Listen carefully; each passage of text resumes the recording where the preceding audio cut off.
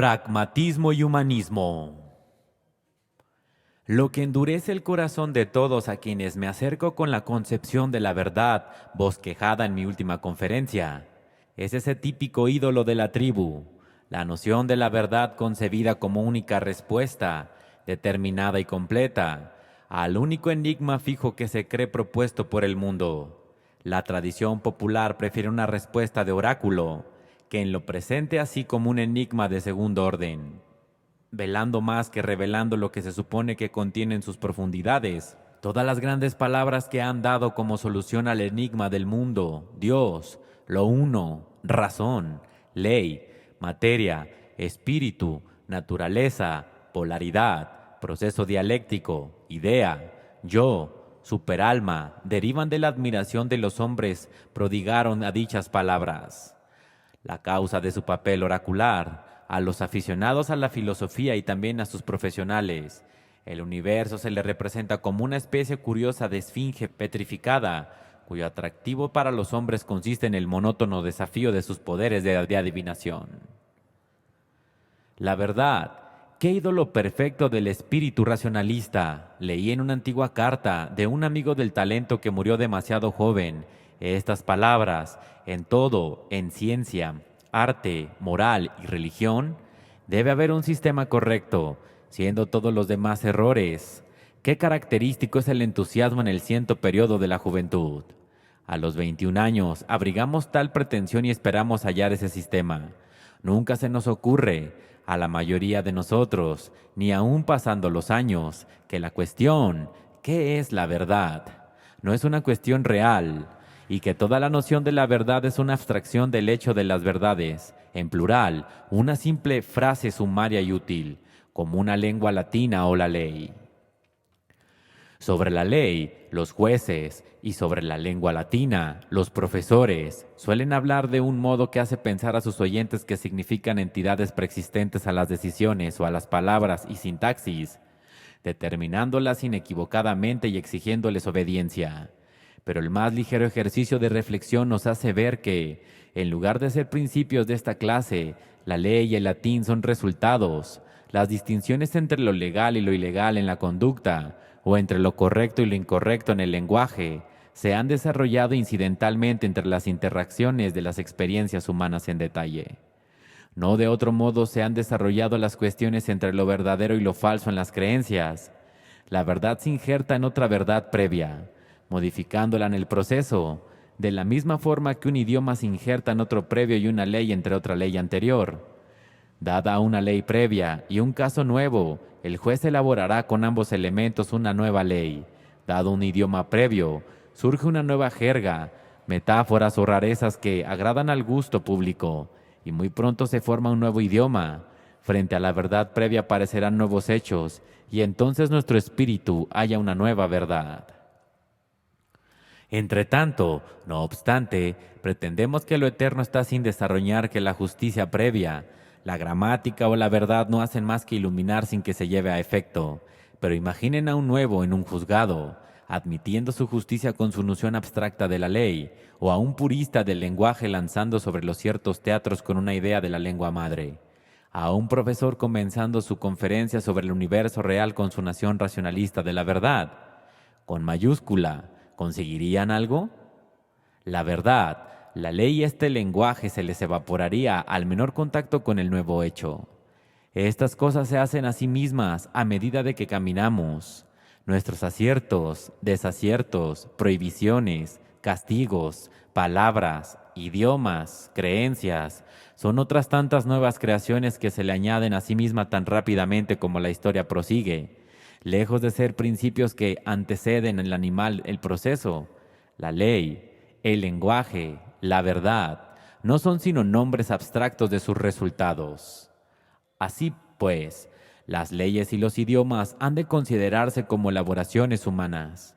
Schiller aplica la analogía a las creencias y propone el nombre de humanismo para la doctrina de que, hasta un punto indeterminado, nuestras verdades son también productos de elaboración humana. Motivos humanos son los que se aguzan todas nuestras cuestiones. Satisfacciones humanas hay en acecho en todas nuestras respuestas. Todas nuestras fórmulas tienen una marca humana, tan inexplicable en ese elemento de los productos que Schuyler, alguna vez casi para dejar abierta la cuestión de si existe alguna otra cosa, dice: el mundo es esencialmente, vocablo griego que nos resulta imposible colocar, es lo que hacemos. Es infructuoso definirlo porque fue originadamente o por lo que la parte de nosotros, es lo que se hace él. De aquí que el mundo es plástico. Añade que podemos aprender los límites de la plasticidad solamente intentándolo y que debemos comenzar como si fuera totalmente plástico, actuando metódicamente con arreglo a tal presunción y deteniéndonos solo cuando hemos una oposición decisiva. Esta es la más notable y extrema afirmación de la posición humanista de Schuyler, y que está expuesto a severos ataques. Intentó defender la posición humanista en esta conferencia, de manera que insinuaré previamente algunas observaciones sobre este punto. Schuyler admite, tan resueltamente como cualquiera, la presencia de factores de resistencia en cada experiencia real de construcción de la verdad, a los cuales factores ha de tener en cuenta la verdad especial recién hecha, y con los cuales tiene forzosamente que adecuarse. Todas nuestras verdades son creencias sobre la realidad, y en cualquier creencia particular la realidad actúa como algo independiente, como una cosa hallada, no fabricada. Recordaré algo de lo que dije en mi conferencia anterior. Realidad es, en general, lo que la verdad ha de tener en cuenta, y la primera parte de la realidad, desde este punto de vista, es el flujo de nuestras sensaciones. Las sensaciones no son impuestas sin que sepamos de dónde vienen. No tenemos ningún control sobre su naturaleza, orden y cantidad. No son ellas ni verdaderas ni falsas, simplemente son. Esto es lo único que podemos decir de ellas, los nombres que les damos, nuestras teorías acerca de su origen, naturaleza y relaciones remotas, que pueden ser verdaderas o falsas.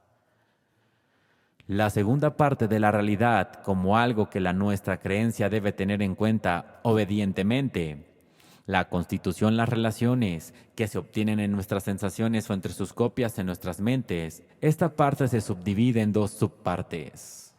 Número 1. Las relaciones que son mutables y accidentales, como las de fecha y lugar. Número 2. Que son fijas y esenciales porque están fundadas en la naturaleza interna de sus términos. Ambas clases de relaciones son objeto de percepción inmediata. Ambas son hechos, pero es el último género de hechos al que se constituye la subparte más importante de la realidad para nuestras teorías del conocimiento. Así, pues, las relaciones internas son eternas, son percibidas siempre que se comparan sus términos sensibles. Ha de tenerla en cuenta eternamente nuestro pensamiento, el llamado pensamiento matemático y lógico. La tercera parte de la realidad, adicional a esas percepciones, aunque en gran parte basada sobre ellas, la constituyen las verdades previas de que siempre tienen en cuenta toda una nueva investigación. Esta tercera parte es un factor de resistencia mucho menos obstructivo. A menudo acaba por dejar libre el paso. Al hablar de estas tres premorsiones de la realidad en que todo tiempo regulan la formación de nuestras creencias, les estoy recordando algo que ya dije en mi conferencia anterior. Ahora bien, no obstante, los fijos que puedan ser estos elementos de la realidad, todavía nos queda una cierta libertad en nuestros contactos con ellos. Tomemos como ejemplo nuestras sensaciones. Es indudable que se hallan fuera de nuestro control, pero depende de nuestros intereses atenderlas, advertirlas, acentuarlas en nuestras conclusiones, según la acentuación recaiga aquí o allá. Resultarán fórmulas sobre la verdad completamente diferentes. Leemos los mismos hechos de un modo diferente. Waterloo, con los mismos detalles fijos, significa una victoria para un inglés, para un francés, una derrota.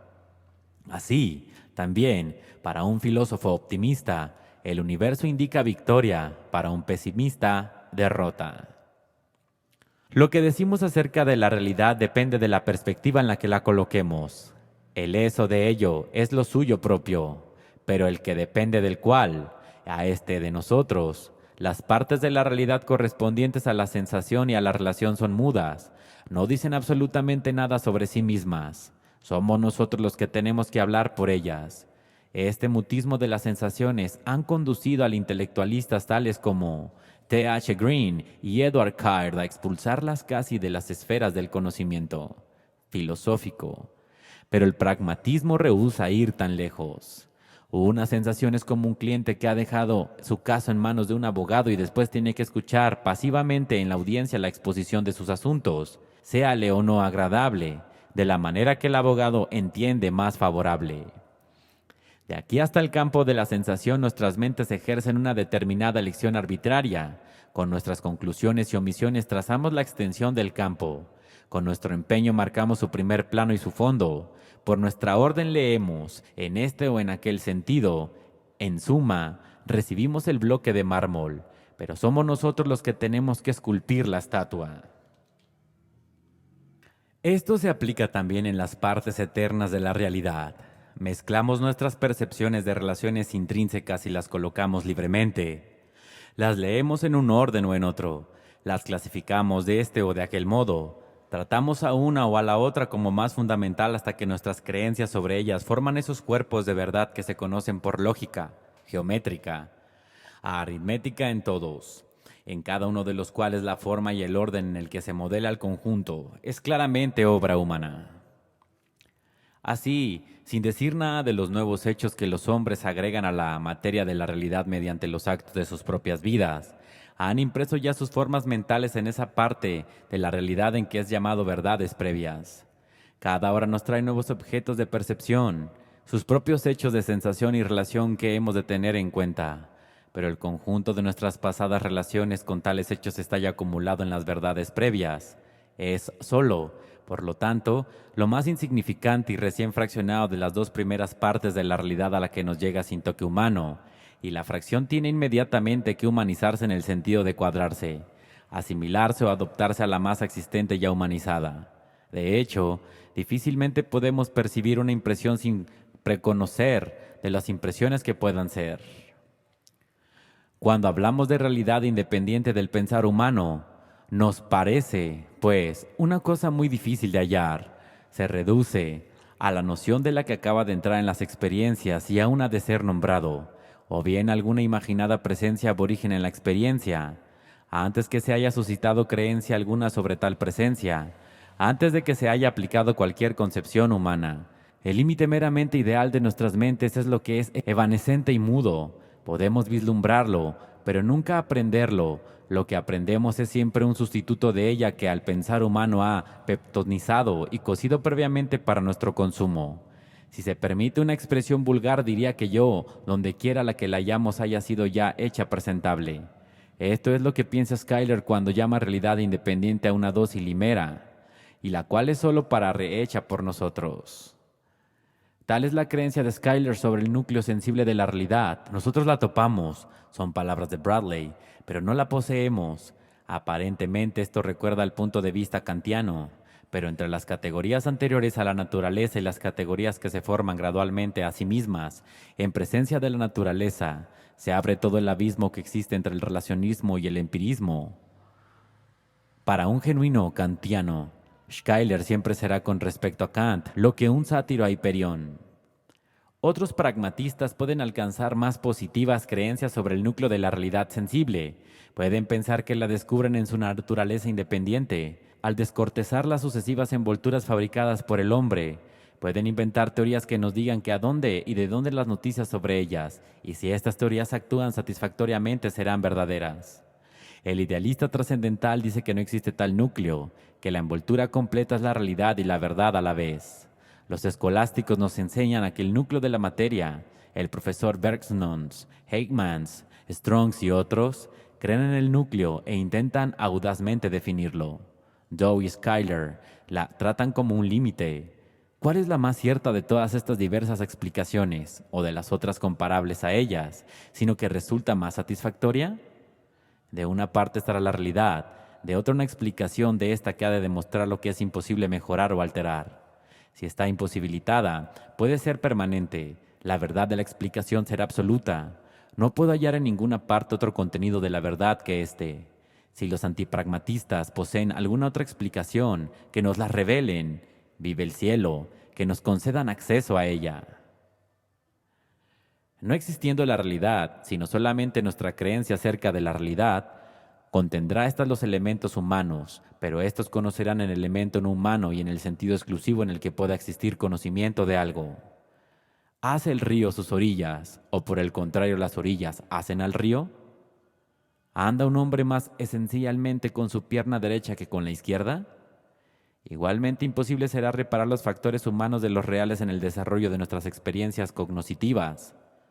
¿No parece paradójica la breve indicación expuesta de la posición humanística? Si es así, probaré hacerla plausible con una de las pocas ilustraciones que se concederán a un conocimiento más completo de tal cuestión.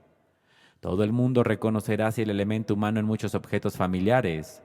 Concebimos una realidad dada en este o aquel modo para acomodarla a nuestros propósitos, y la realidad se somete pasivamente a la concepción.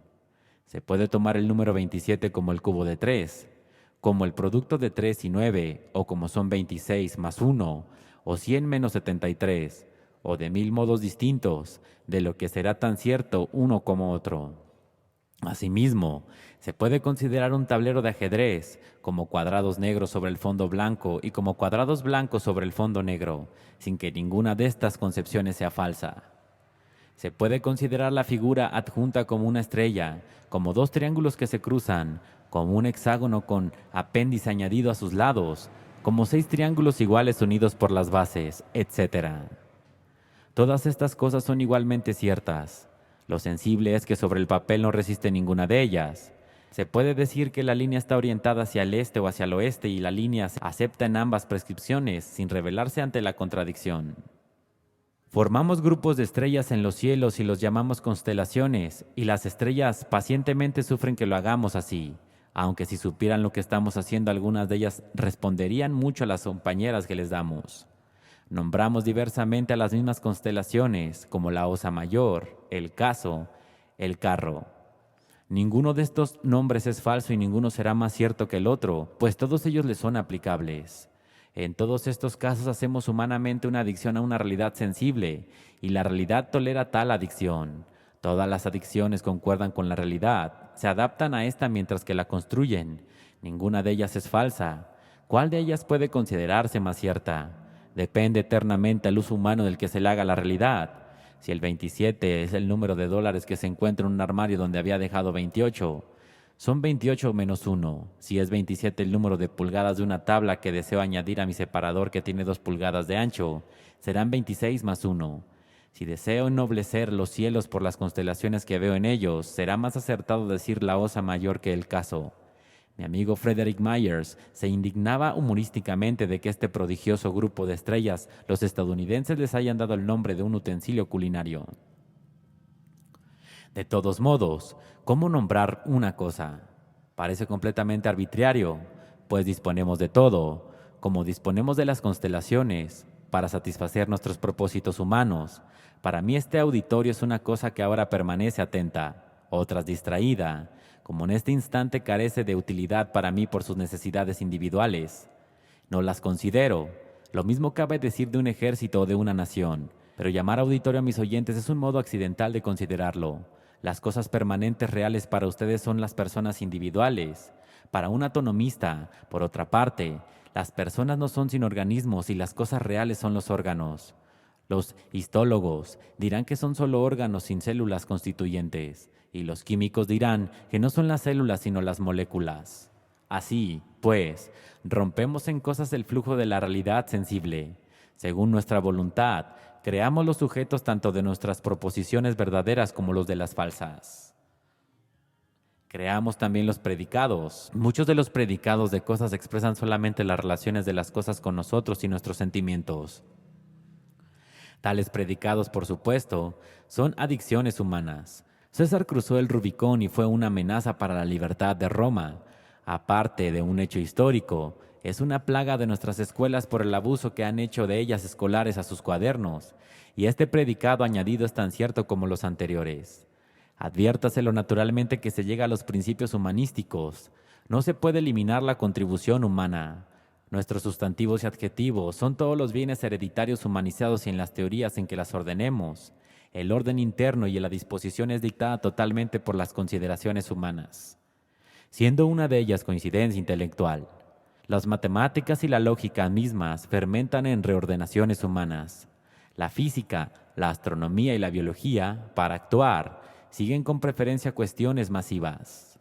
Nos lanzamos impetuosamente en el campo de la nueva experiencia con las creencias de que los antepasados y nosotros hemos construido. Estas determinan lo que observamos. Lo que observamos determina lo que hacemos. Lo que hacemos determina de nuevo a los experimentamos. Así, pues, una cosa que aunque permanece el hecho bruto de que ni existe un flujo sensible de lo que es cierto en ello parece, desde el principio a fin, una exclusiva creación nuestra. Inevitablemente, creamos el flujo. La gran cuestión es, ¿aumenta o disminuye de valor con nuestras adiciones? ¿Son las adiciones valiosas o no valiosas? Supongamos un universo compuesto de 7 estrellas, 3 espectadores humanos y un crítico de estos. Un espectador llama a las estrellas la osa mayor, otro, el carro, un tercero, el caso. ¿Qué definición humana ha hecho el mejor universo con materia estelar dado? Si Frederick Myers fuera el crítico, no dudaría en recursar al espectador estadounidense. Lotz ha hecho en varios lugares una profunda sugestión. Asumimos genuinamente, dice, una relación entre la realidad y nuestra mente que puede ser exactamente la opuesta de la verdadera. La realidad, pensamos con naturalidad, se halla ya hecha y completa, y nuestros entendimientos lo sobreviene el deber de escribirla como es ya. Lotz se pregunta, ¿pero no pueden ser nuestras descripciones en sí mismas importantes adiciones a la realidad? Pero no puede estar allí la previa realidad misma, menos con el propósito de reaparecer inalterada en nuestro conocimiento que con el propósito mismo de estimular nuestras mentes o acciones de que realicen el valor total del universo. Idéntica es nuestra concepción pragmatista. Tanto en nuestra vida cognoscitiva como en nuestra vida activa somos creadores. Añadimos tanto el sujeto como el predicado, parte de la realidad. El mundo es realmente maleable. Está esperando recibir su toque final de nuestras manos, como el reino de los cielos.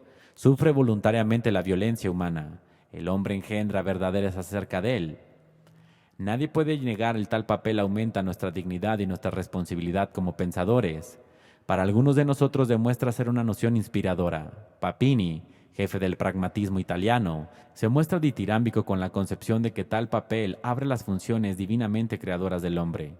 La importancia de nuestras diferencias en el pragmatismo y el racionalismo se descubre ahora en toda su extensión. El contraste esencial es que para el racionalismo la realidad ya está hecha y completa desde la eternidad, en tanto que para el pragmatismo está aún haciéndose y espera del futuro parte de su estructura. De un lado se ve el universo como absolutamente seguro y de otro como prosiguiendo todas sus aventuras. Nos hemos sumergido en aguas más profundas con esta concepción humanística, y no de maravillar que se aceche la incomprensión. Se le acusa de ser una doctrina caprichosa. Bradley, por ejemplo, dice ser humanista. Si comprendiera su propia doctrina, tendría que mantener como racional cualquier fin, por perverso que fuera. Si se insiste sobre él personalmente, y cualquier idea por mala que fuera, como la verdad, si así se le antojaba a alguien, la concepción humanista de la realidad como algo resistente, pero maleable, que como una energía que debe tener en cuenta controla nuestro pensar, es evidentemente difícil de entender por los profanos. La situación me recuerda una por la que pasé personalmente. Escribí una vez un ensayo sobre el derecho a creer, que tuve la mala ocurrencia de titular La voluntad de creer. Todas las críticas, desdeñando el ensayo, se enseñaron, con el título psicológicamente era imposible, decían, moralmente era único. Y me propusieron chistosamente como sustitutos de él la voluntad de engañar, la voluntad de hacer creer, la alternativa entre pragmatismo y racionalismo, en la forma que ahora se nos presenta, ya no es más por tiempo por cuestión de teoría del conocimiento, sino que concierne a la estructura del universo mismo.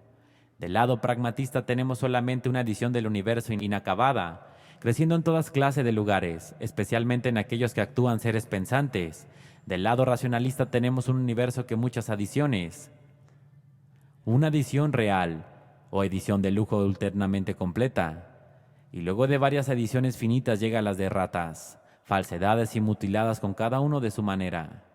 Así, pues, vuelven a nosotros las hipótesis metafísicas rivales del pluralismo y el monismo. Desarrollaré estas diferencias durante el tiempo que queda. Diré primero que lo imposible de no ver la diferencia temperamental actuando de una elección de una de las partes. El espíritu racionalista considerado radicalmente es de naturaleza doctrinaria y autoritaria. La frase debe ser esta siempre en sus labios.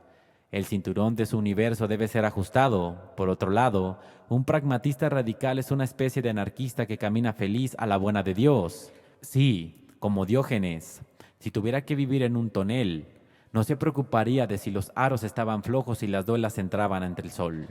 Ahora bien, la idea de este universo sistemático afecta a los racionalistas típicos del mismo modo que la libertad de prensa afectaría a su funcionario veterano de la censura rusa, o como la ortografía simplificada a una antigua maestra.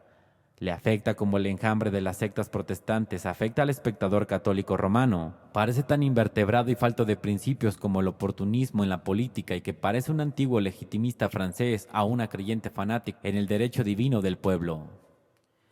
Para el pragmatista pluralista, la verdad se desenvuelve dentro de toda la experiencia finita. Se apoya unas entre otras, pero el conjunto de ellas, si existe tal conjunto, no se apoyan en nada. Todos los hogares están en la experiencia finita, la experiencia finita como tal. Carece de hogar, nada fuera de flujo asegura su existencia. Solo espera la salvación de sus propias intrínsecas promesas y potencias. Para los racionalistas, esto presenta un mundo vagabundo y errante flotando en el espacio, sin ningún elefante ni tortuga en que apoyar sus pies. Es una serie de estrellas clavadas en el cielo, incluso sin centro de gravedad hacia que tender. En otras esferas de la vida, es cierto que nos hemos acostumbrado a vivir en un estado de relativa inseguridad. La autoridad del Estado y la de una ley moral absoluta se han convertido en meras palabras y la Santa Iglesia en un lugar de reunión. Sin embargo, no ha ocurrido otro tanto dentro de las aulas de filosofía. Un universo con seres como nosotros contribuyendo a crear su verdad. Un mundo entregado a nuestros oportunismos y a nuestros juicios privados. El Home Rule para Irlanda equivaldría a un paraíso, en comparación. No estamos más capacitados para ello que los filipinos lo están para gobernarse a sí mismos. Tal mundo no sería respetable filosóficamente a los ojos de la mayoría de los profesores de filosofía. ¿Qué mantendría, pues, en cuestión este vago universo, según estos profesores? Algo que mantenga la multiplicidad finita, que la ate, la unifique y la fije. Algo que no se haya expuesto a accidentes. Algo eterno e inalterable. Lo mudable es la experiencia que debe estar afortunado en la inmutabilidad. Detrás de nuestro mundo de facto, nuestro mundo en acto, debe existir un duplicado fijo y previo que jure con todo cuanto pueda acontecer allí o aquí. Cada gota de sangre, el más mínimo detalle señalado, estipulado, marcado sin posibilidad de variaciones. Las negativas que rondan en nuestros ideales aquí van a ser también negadas en los que es absolutamente real. Solo esto se hace el universo sólido. Esta es la profundidad en reposo. Vivimos sobre una superficie tormentosa, pero nos sostenemos porque nuestra ancla se agarra al fondo rocoso. Esta es la frase de Wordsworth, la paz entera que se arraiga en el corazón de la agitación infinita. Es el único místico de mi Vivekananda. Del que ya hablé, es la realidad, con mayúsculas, la realidad que reclama eternamente, la realidad en la que no cabe la derrota, es la que los hombres de principios y genera todos aquellos a los que llamé en mi primera conferencia espíritus delicados, se creen obligados a postular. Y esto, exactamente esto, es lo que los rudos mentales de dicha conferencia se sienten motivados a considerar una pieza de culto perverso en la abstracción. Los rudos mentales tienen su alfa y omega en los hechos, detrás de los simples hechos fenoménicos, como acostumbraba a decir mi viejo amigo rudo mental, Chauncey Wright, el gran empirista de Harvard de mi juventud, no hay nada. Cuando un racionalista insiste en que detrás de los hechos existe el fundamento de los hechos, la posibilidad de los hechos, el empirista más rudo lo causa de tomar en un simple y nombre y naturaleza de un hecho y de agitarlo detrás del hecho como una entidad duplicada que lo hace posible. Es notorio que tales fundamentos supuestos se invoquen a menudo. En una operación quirúrgica, oí una vez preguntar a un espectador a un médico por qué el paciente respiraba tan profundamente. «Porque el éter es un excitante respiratorio», contestó el doctor. «Ah», exclamó el interpelante. Como si se hubiera alcanzado una explicación satisfactoria, pero en este caso como decir si el cianuro de potasio mata porque es un veneno, o que la noche es tan fría porque es invierno, o que tenemos 5 dedos porque somos pentadáctilos. Estos no son sino nombres para hechos, tomados de los hechos y luego considerados como previos explicativos. La noción del delicado mental sobre la realidad absoluta está formada, según el rudo mental, con arreglo a este modelo, no es sino el hombre con lo que complementamos toda la dispersa masa de fenómenos, tratados como si fueran una entidad diferente, una y previa. Pero la gente considera las cosas de un modo distinto. El mundo en el que vivimos existe difundido y distribuido de forma de una indefinida cantidad, de que cada es coherente con la suerte de modos y grados. El rudo mental está perfectamente dispuesto a conservarlos en aquella evaluación. Puede permanecer en aquella clase del mundo. Su temperamento se adapta bien a su inseguridad. No ocurre así como el bando de delicado mental. Esto debe respaldar a un mundo que hemos nacido con otro y el mejor que se nos da es un mundo del todo y el todo uno que lógicamente presuponga, coimplique y asegure a todos los de cada sin excepción. Como pragmatistas, ¿debemos ser radicalmente rudos mentales o podemos tratar la edición absoluta del mundo como una hipótesis legítima? Es ciertamente legítima, pues es pensable, ya la consideramos en su forma abstracta y concreta. Entiendo por consideración abstracta colocar detrás de nuestra vida finita como colocamos la palabra invierno detrás del tiempo frío en esta noche. Invierno es el nombre único para dar a un cierto número de días que hayamos generalmente caracterizados por el tiempo frío, aunque no garantiza nada en tal sentido, pues nuestro termómetro puede registrar mañana una temperatura primaveral. No obstante, la palabra es útil para lanzarnos con ella a la corriente de nuestra experiencia. Impide ciertas probabilidades y establece otras. Habrá que dejar el sombrero de paja y sacar el abrigo. En resumen de las cosas que se esperan, nombra una parte de los hábitos de la naturaleza y nos deja dispuestos para continuación. Es un instrumento definido abstraído de la experiencia, una realidad conceptual que se debe tener en cuenta y que se nos revela las realidades sensibles. El pragmatista será la última persona en negar la realidad de tales abstracciones. Ellas son la experiencia pasada fundamentada. Para tomar la edición absoluta del mundo concretamente, significa una hipótesis distinta. Los racionalistas la toman concretamente y la oponen a las ediciones finitas del mundo. Le dan una naturaleza particular, considerándolo perfecto, acabado, cuando es conocido lo que es todo lo demás. Aquí, donde reina la ignorancia, es de otro modo. Si allí tenemos necesidades, son atendidas. Aquí todo es proceso. Aquel mundo es eterno. En nuestro mundo se obtienen posibilidades, en el mundo absoluto donde todo lo que es imposible desde la eternidad y todo lo que es necesario. La categoría de la posibilidad no tiene aplicación. En este mundo los crímenes y los horrores son lamentables. En aquel mundo totalizado, la pesadumbre no se obtiene pues la existencia del mal en el orden temporal es la misma condición de la perfección del orden eterno. Una vez más, cualquier hipótesis es legítima a los ojos del pragmatista, pero tiene sus usos, abstractamente o tomada como la palabra invierno, a modo de un memorándum de pasadas experiencias que nos orientan hacia el futuro. La noción del mundo absoluto es indispensable. Concretamente considerada es también indispensable, al menos para ciertos espíritus, pues lo determinan religiosamente, siendo a menudo algo que cambia sus vidas, y que, al cambiar sus vidas, cambia en cuanto el orden exterior depende de ellos. No podemos, por lo tanto, asociamos metodológicamente a los espíritus rudos cuando rechazan toda noción de un mundo que queda fuera de nuestras experiencias finitas. Una mala interpretación del pragmatismo es identificarlo con la ruda mentalidad positiva, suponer que desprecia toda noción racionalista como una simple jerigonza y gesticulación, que ama la anarquía intelectual y que prefiere una especie del mundo de lobos acorralados y salvajes, sin un amo o collar para cualquier producto filosófico escolar. He hablado tanto en estas conferencias contra las superdelicadas formas del racionalismo que soy susceptible de alguna mala comprensión, pero confieso que la comprensión que he encontrado en este mismo auditorio me sorprende, pues he definido simultáneamente la hipótesis racionalista en cuanto orienta a nuevo fructuosamente en la experiencia. Así, por ejemplo, he recibido esta mañana una tarjeta postal donde se me pregunta: ¿es un pragmatista necesariamente un completo materialista y agnóstico? Uno de mis más viejos amigos, que debía conocerme mejor, me escribe una carta en la que acusa al pragmatismo que estoy recomendando de cerrar las amplias concepciones metafísicas y condenarnos al naturalismo. Me aterra. Permítanme que lea unos pasajes de ella. Me parece, escribe mi amigo, que la objeción pragmática al pragmatismo descansa en el hecho de que podría acentuar la estrechez de los espíritus estrechos. Rechazar, como usted pide, lo empalagoso y lo sucio es, desde luego, estimulante. Pero aunque es saludable y estimulante decir que se deben ser responsable de los resultados y relaciones inmediatas de las propias palabras y pensamientos, declino ser privado del placer y la ventaja de la que considera también las relaciones y resultados más remotos, aunque la tendencia del pragmatismo es rehusar este privilegio. En resumen, me parece que las limitaciones, o más bien, los peligros de la tendencia pragmática son análogos a lo que las cosas de los incautos seguidores de las ciencias naturales.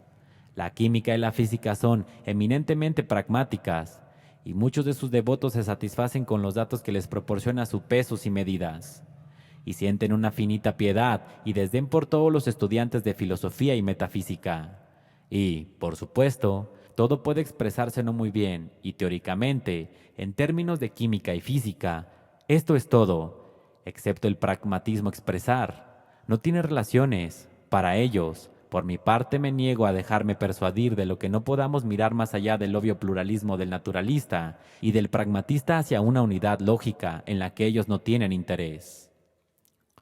¿Cómo es posible tal concepción del pragmatismo, por lo que estoy abogando, después de mi primera y segunda conferencia? Lo he estado presentando expresamente como un medidor entre el espíritu rudo y el espíritu delicado. Si la noción de un mundo ante rem, ya tomada en abstracto, como la palabra invierno, o en concreto, como la hipótesis de un absoluto, puede ofrecer consecuencias para nuestras vidas, tiene un significado. Si el significado actúa, habrá alguna verdad en que el pragmatismo deberá ser mantenida, a través de todas las fórmulas posibles. La hipótesis absolutista de que la perfección es eterna, pristina y muy real, tiene un significado perfectamente definido y actúa religiosamente. Examinar cómo ocurre esto será el objeto de mi próxima y última conferencia.